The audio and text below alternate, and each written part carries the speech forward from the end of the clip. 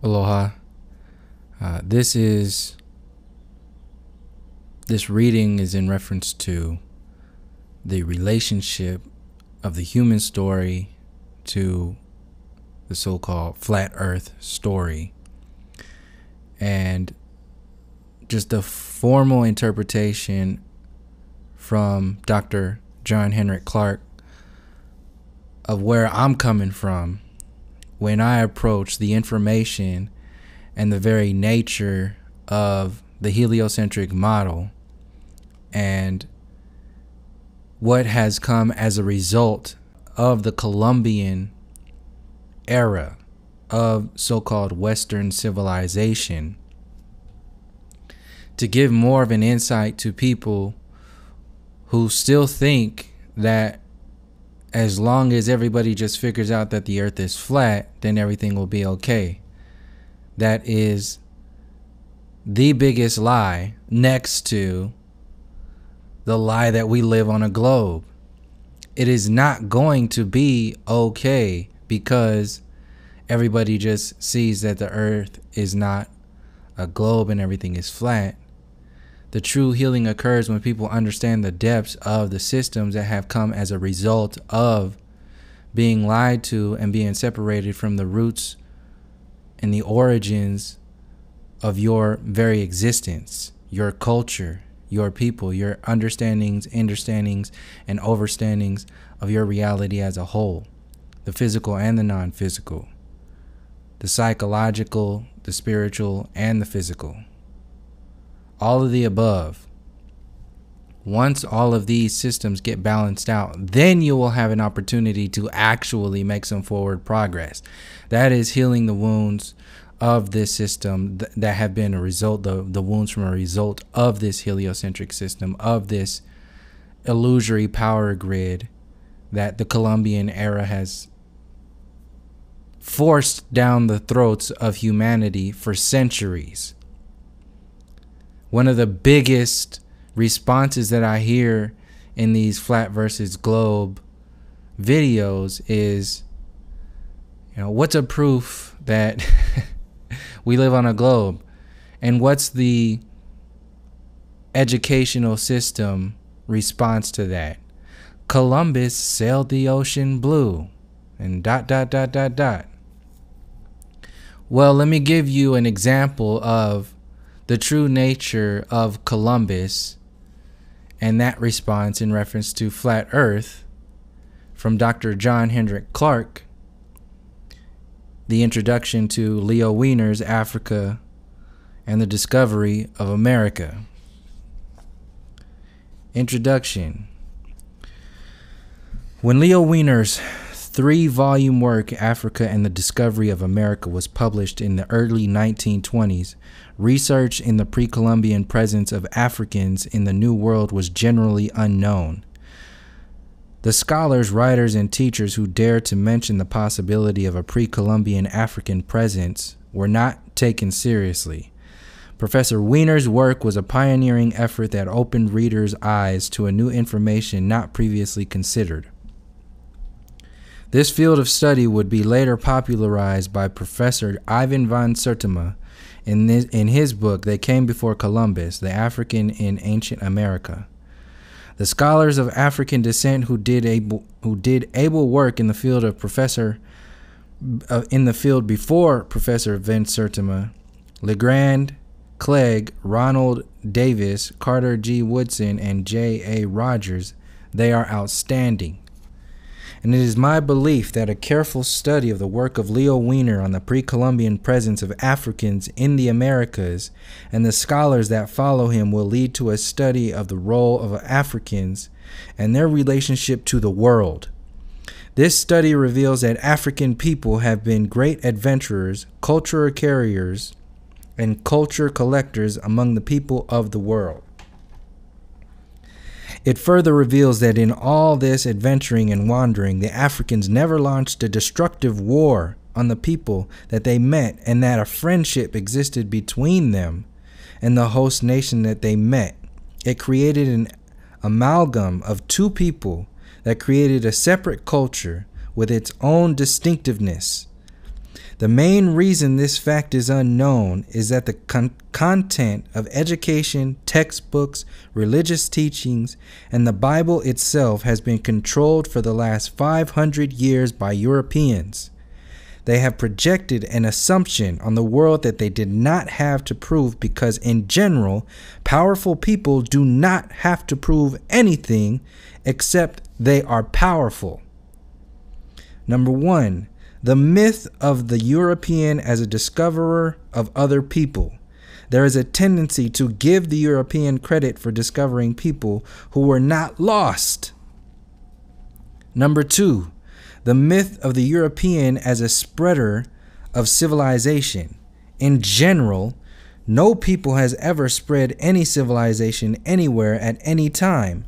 People spread their way of life nearly always at the expense of destroying other people's way of life.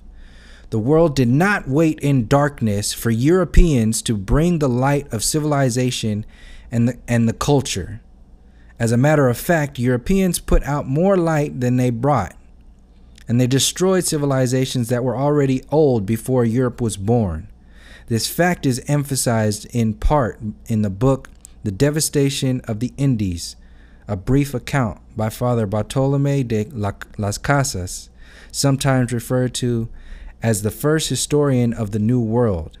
In his book, he estimates that from 12 to 25 million indigenous inhabitants of the Americas were murdered to accommodate Christopher Columbus's alleged discovery. After nearly 500 years and enough books about Christopher Columbus and his discovery to fill a library, we are still not too clear as to who Christopher Columbus was. If he was an Italian, why did he spend so much time in Portugal and in Spain? If he was from the lower social class, how could he have married into the upper social class of his day? Where did he get his training as a sailor and a navigator? He indicates in one fragment of his diary that he had been to what was referred to as the Guinea Coast, West Africa, and that he had spent 28 years at sea prior to 1492. If this is so, there is a possibility that he could have been part of the early Portuguese slave trade. In 1492, he emerged as Admiral of the Ocean Seas with Queen Isabella of Spain's endorsement. What petty officer and officer positions did he hold prior to his appointment? In essence, how did he qualify to be Admiral of the Oceans and the Seas with so little experience in command that the world knows about? Maybe one of the great myths in history is Christopher Columbus himself. He is a reigning hero of Western civilization and an internationally known discoverer who discovered absolutely nothing. If Christopher Columbus did not discover the Americas, what exactly did he do of great significance? He opened up the Western Hemisphere, North and South American and the Caribbean islands for European exploration and eventual domination. He helped to set in motion a concept of divine white right that violated every law of God and man. This concept rescued Europe from the lethargy of the Middle Ages, created modern capitalism and the scientific and technical world that we know today. That is why, among other reasons, the Europeans saw fit to read the Africans out of the respectful commentary of human history, to recognize the pre-Columbian presence of the Africans in what is referred to as the New World and their contributions to the indigenous cultures that were already here, in tantamount to recognizing his full human beingness. You cannot do this to a people and justify their enslavement. For 500 years, the world has been mainly ruled by a form of European nationalism that negated or denied the contribution of other people to that human activity referred to as civilization. Professor Wiener's book shows that Africans along with the indigenous Americans referred to as Indians, were partners in the creation of a durable civilization long before the emergence of the Europeans in this part of the world. In his book, Professor Wiener tells us more than the facts about pre-Columbian presence of Africans in the New World. This is a book not only of the exchange and the amalgam of culture. This is a book about the development of products such as cotton and the origin of some of the vegetation we all take for granted. In a not too subtle way, Professor Wiener is saying that the geography now referred to as the Americas and the Caribbean islands could have done without the discovery of by Europeans and might have been better off. The encroachment of Europeans on the land, people, and cultures of this part of the world as a protracted act of aggression that has not ended until this day. It is clear that Africans and indigenous Americans could have put together an amalgamated way of life without destructive war against each other. For the European to have achieved this, he would have to respect the humanity of the people that he found, and he showed no tendency to do so in spite of the fact that most of them treated Europeans as guests until they decided to be conquerors and enslavers. The Europeans encountered the indigenous Americans at a turning point in world history between 1400 and 1600 AD. This mistreatment of these people and their slow disappearance through disease, murder, and starvation depopulated large areas of the Americas and the Caribbean islands. Christopher Columbus asked for Father de las Casas, who came over on his third voyage, to petition the Pope for an increase in the African slave trade, allegedly to save the soul of the Indians.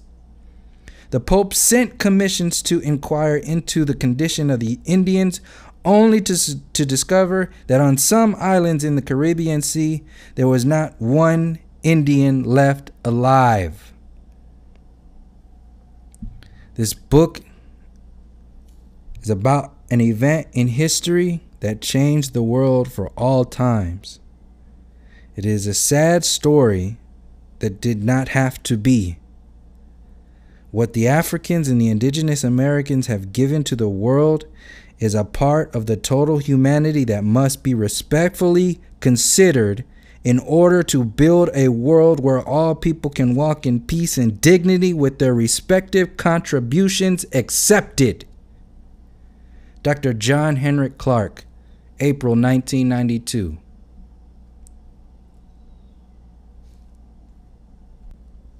Let me read another key part to this introduction to emphasize where I'm coming from in relation to flat Earth. The Europeans encountered the indigenous Americans at a turning point in world history between 1400 and 1600 AD. These are the same time frames that Neil deGrasse Tyson references in reference to the origin of so-called Western civilization as we know it today, based upon the invention of the telescope and the microscope. At that time frame, the heliocentric model was also being installed into the mainstream consciousness across the earth plane. These mindsets are the foundation to the flat earth or the heliocentric mentality.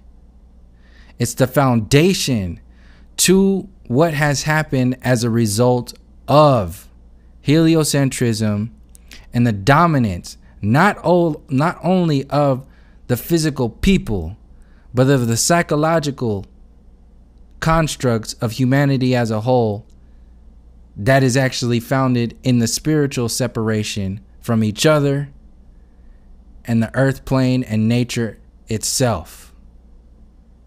If we are only focusing on flat versus globe, you will be missing the entire point of this discovery, of this rediscovery of what has actually happened here. If you stay on that frame of mind and do not shift gears into the human experience, you will be setting yourself up for failure. You will be setting yourself up for a one-on-one game against the so-called powers that be, who shouldn't even be in the stadium in the first place. They have zero humanity in their engagement with the masses as a whole. If you think this is a game, you are sorely mistaken. If you think this is something that can just be fixed by a billboard or a YouTube video or showing curvature, no curvature, of exposing NASA, you are sorely mistaken. On every side of these arguments will always be the human story. And until these wounds that are a result of the destructive nature of this mindset, this is not to point a finger at white people or Europeans or so on and so forth.